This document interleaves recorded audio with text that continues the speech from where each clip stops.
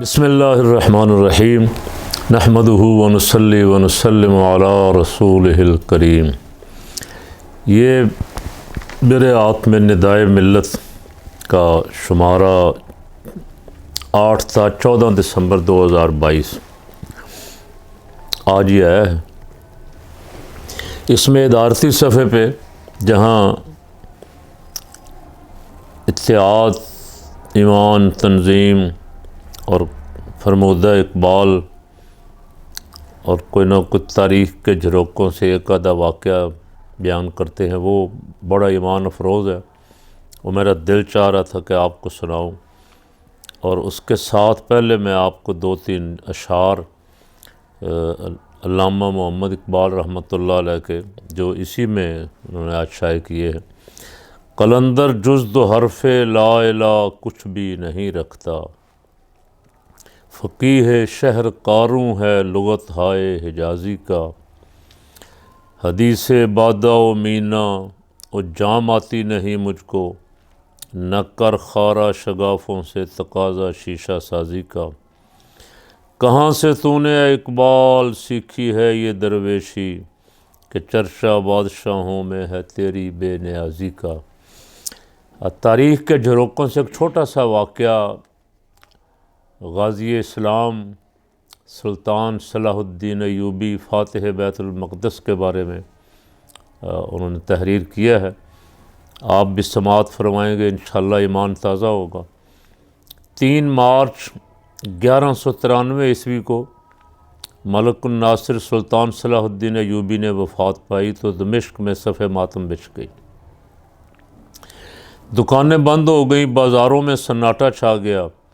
آج وہ عظیم انسان موت کی آغوش میں سو گیا تھا جس نے 20 برس تک دنیا اسلام کی نہایت ثابت قدمی اور عالی حوصلگی کے ساتھ قیادت کی تھی۔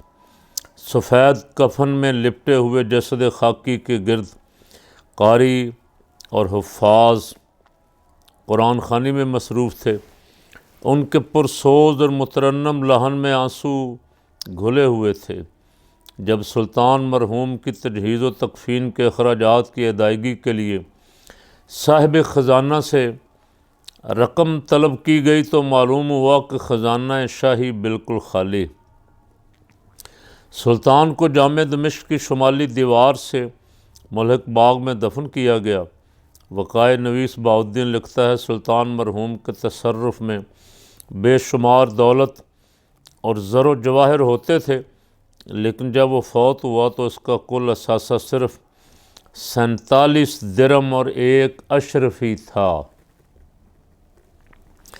اس نے کوئی مکان، مال و اسباب، جاگیر، مزروعہ اراضی یا کسی قسم کی جائیداد ترکے میں نہیں چھوڑی۔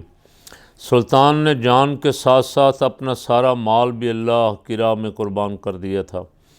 اس نے عمر عزیز کے کئی سال صلیبیوں کے خلاف نبرد آزمائی میں صرف کیے تھے، مگر مشکل ترین وقت اور انتہائی ابتلا میں بھی سلطان کی مروت و شرافت کا دامن بے داغ رہا۔ فتح یافا کے بعد گلا کے عیسائی زائرین کا قافلہ مسلمانوں کے گھیرے میں آ گیا تو بعض مسلمان سرداروں نے انہیں 2600 مسلمان قیدیوں کے قصاص میں قتل کر دینے کا مشورہ دیا، جنہیں قلعہ میں شاہ انگلستان بزدل رچرڈ نے وحشیانہ طریقے سے قتل کیا تھا، لیکن سلطان صلاح الدین ایوبی نے ان کی عرضداشت ٹھکرا دی اور اعلان کیا کہ عیسائیوں کو مزار مسیح کی زیارت کے لیے راہداری بخش دی گئی ہے۔ یہ تھی بادشاہان اسلام کی مروت، رواداری اور غیروں کے ساتھ حسن سلوک، اور جان کے دشمنوں اور خون کے پیاسوں کے ساتھ بھی اسلامی اخلاق۔